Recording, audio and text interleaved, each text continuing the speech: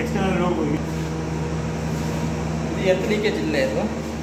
ಇದರಲ್ಲಿ settings 8 amps 3 seconds settings ಇಟ್ಟಿದ್ದಾರೆ ಅವರು. ಇದರಲ್ಲಿ ಇನ್ಪುಟ್ಟು, ಇದು ಆಕ್ಸೆಸ್ ಸಪ್ಲೈ ವೈರು, ಇದು 2 CBCT ಸೆನ್ಸಿಂಗ್ ವೈರು, ಇದು 2 ಟ್ರಿಪ್ಪಿಂಗ್ ಕಾಯಿಲ್ಗೋಸ್ಕರ.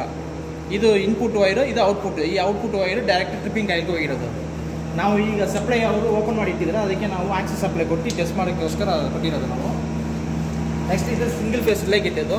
ಇಲ್ಲಿಂದ ನಾವು ಎಕ್ಸ್ಟರ್ನಲ್ ಸಪ್ಲೈ ಕೊಡಬೇಕು. ಇದು ಕರೆಂಟ್ ಇಂಜೆಕ್ಷನ್ನು, ಇದು ಆಕ್ಸೆಸ್ ಸಪ್ಲೈ. ಇದು ಇಲ್ಲಿಂದ ನಾವು ಫಾಲ್ಟ್ ಕರೆಂಟ್ ಕೊಡಬೇಕು. ಕೊಟ್ಟು ಇದರಲ್ಲಿ ಎಷ್ಟು ಟೈಮಿಂಗು ಮತ್ತು ಇದು ಕರೆಂಟ್ ಎಷ್ಟು ಕರೆಂಟ್ ನಾವು ಎಷ್ಟು ಕರೆಂಟ್ ಇದರಲ್ಲಿ ಕೊಡಬೇಕು, ಮತ್ತು ಟೈಮಿಂಗ್ ಎಷ್ಟು ಟೈಮಿಂಗ್ ಬಂದಿದೆ ಅಂದರೆ ಇದರಲ್ಲಿ ಟೈಮಿಂಗ್ ಗೊತ್ತಾಗುತ್ತೆ. ಮತ್ತು ಇದು ಇನ್ಪುಟ್ಟು CT ಕರೆಂಟ್ ಎಲ್ಲಿ ಕೊಡಬೇಕಂದ್ರೆ ಬ್ಯಾಕ್ ಸೈಡ್ನಲ್ಲಿ CBCTನಲ್ಲಿ ಸೆನ್ಸ್ ಆಗ್ತದೆ. ಇದು CBCT ಇದು ಎಕ್ಸ್ಟರ್ನಲ್ ಕರೆಂಟ್. ಇದು ನಾವು ಕೊಟ್ಟಿರೋದು. ಇದು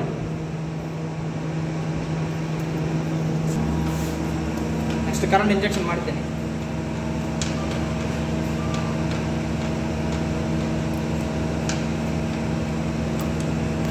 ಇದರಲ್ಲಿ ಕರೆಂಟ್ ಇಂಜೆಕ್ಷನ್ ಆಗುತ್ತಾ? ಈಗ ಫಾಲ್ಟ್ ಕರೆಂಟ್ ಹೋಗ್ತಾ ಇದೆ ನಾವು. ಇದು 8 amps ಬಂದ ಮೇಲೆ ಅದು 3 secondsನಲ್ಲಿ ಟ್ರಿಪ್ ಆಗುತ್ತೆ. 8.68 ಕೊಟ್ಟಿದ್ದೀನಿ, ಅಲ್ಲಿ ಟ್ರಿಪ್ ಆಯಿತು. ಈಗ ರೀಸೆಟ್ ಕೊಡ್ತಿದ್ದೀನಿ.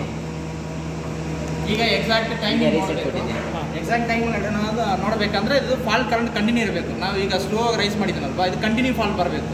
ಏನಂದ್ರೆ ಈಗ ಪ್ರೆಸೆಂಟ್ ಟೈಮಲ್ಲಿ ಸಡನ್ ಫಾಲ್ಟ್ ಬರುತ್ತಲ್ವಾ, ಈಗ ಸ್ಲೋ ಫಾಲ್ಟ್ ಆ ಥರ ಬರಲ್ಲ ಅದು. ಅದಕ್ಕೋಸ್ಕರ ಈಗ ಆಲ್ಮೋಸ್ಟ್ ನಾನು 8.5 ಸೆಟ್ಟಿಂಗ್ ಮಾಡಿದ್ದೀನಿ. ಈಗ ಎಷ್ಟು ಟೈಮಿಂಗ್ ಏನಲ್ಲಿ ಟ್ರಿಪ್ ಆಗ್ತಿದೆ ಅಂದರೆ ಟೈಮಿಂಗ್ ಏನಲ್ಲಿ ಬರುತ್ತೆ ಅದು.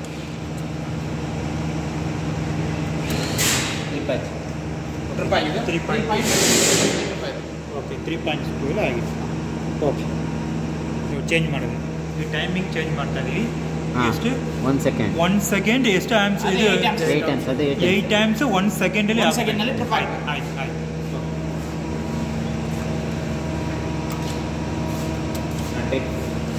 ಅಲ್ಲಿ ಟ್ರಿಪ್ ಆಗಿದೆ.